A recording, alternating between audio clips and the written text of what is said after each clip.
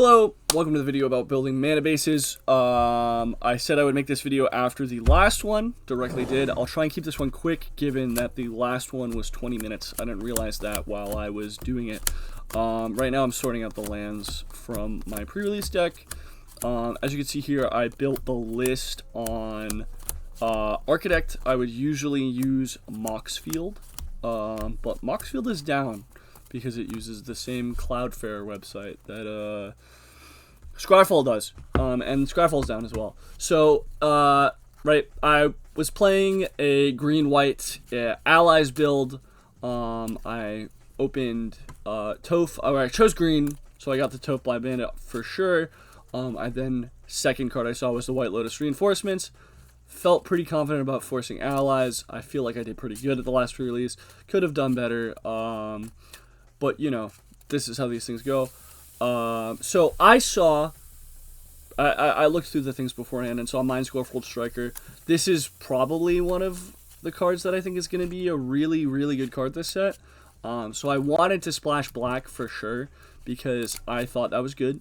Black is a really, this card in itself when you're playing allies, playing a bunch of creature spells, and not playing I'm playing a few non-creature spells. We can look by type here, right? I'm playing what? I'm playing 8 non-creature spells and 16 creature spells out of the 24 cards that I non-land cards that I had. Sorry, the color section is really far down. There we go. But yeah, so here we are talking about this. So I felt like I did a pretty good job of building my mana base. I also packed a Secret Tunnel. This is a colorless land that I think is just good enough to play, especially when you're doing earthbending stuff. That's the interesting part to me. It's unblockable, so you want and can make other things unblockable. But this isn't about. I'm just gonna put this in my playable set because this is a colorless card. And it went into my mana base. So I functionally only had 15 lands. Right? So how did I make this mana base work? I always had the correct lands. Part of it was Great Divide Guide. This was some great mana fixing.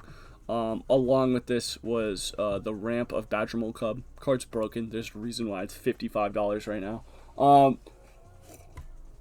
But yeah, so I got through this with... My final land count was, what? 4 forests, 5 forests, 5 plains, 2 swamps, and then 3 dual lands. 3 dual lands that I opened.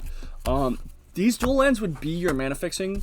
I ended up packing Foggy Bottom Swamp, Misty Palms Oasis, and Kyoshi Village. These are the black-green, white-black, and green-white lands. From the Avatar set. This helped make my mana fixing great. This is stuff that you gotta look out for when you're drafting. You gotta look out for what possible dual lands you can get to make your deck good at the end of it, right? When I was first looking through this, I didn't plan on playing any of these besides Kyoshi Village, but then I re-looked through my pool and found these 2 swamp cards that really changed the game. But why did I settle on a 5/5/2 when I have 4 black cards, and then I have a bunch of green and a bunch of white? Well, so my strategy mainly was to count the number of pips that I had, right?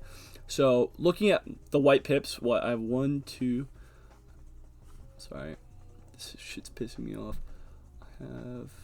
That's 4, 8. I have 8 white pips, and I believe it's also 8 green pips. Or actually, no, I have 11 white pips, right? And how am I getting 11? I'm counting the white pip on the Selznai card and the Earth Kingdom Soldier and the Orzhov card of Protecting Poxbearers. So I have 11 white pips. But then I also have... I have 12 green pips. So I wanted to make sure I had enough colors in there to be able to play my 12 green pips and my 11 white pips. One of the best part of this was the fact that most of the cards I was playing were single colored pips along with colorless.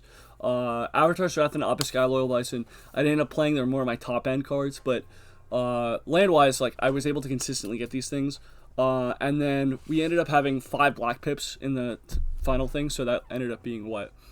12 12 green, 11 white, and 5 black. So, you know, I ended up making sure...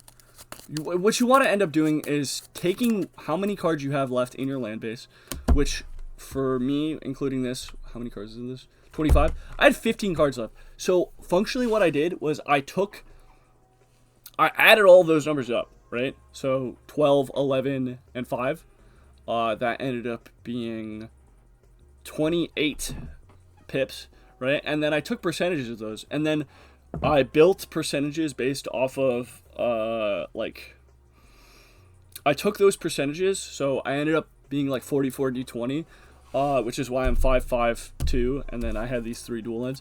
But 40-40-20, take those percentages, do it in that manner.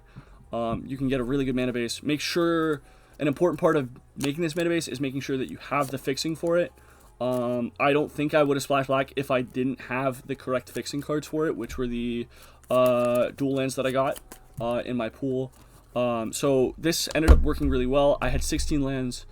It felt great to play. But my idea of what I'm trying... I guess my final point is that what you want to be doing is you want to take the pips that you have in your cards and your pool and make sure you build the mana base based off of those and not do it based off of vibes. You can math it out a little bit, do the percentages. That's what I suggest. This video is way longer than it had to be. And I could have done this in a more concise manner. But... I hope you guys enjoyed the last 6 minutes and 45 seconds. Bye.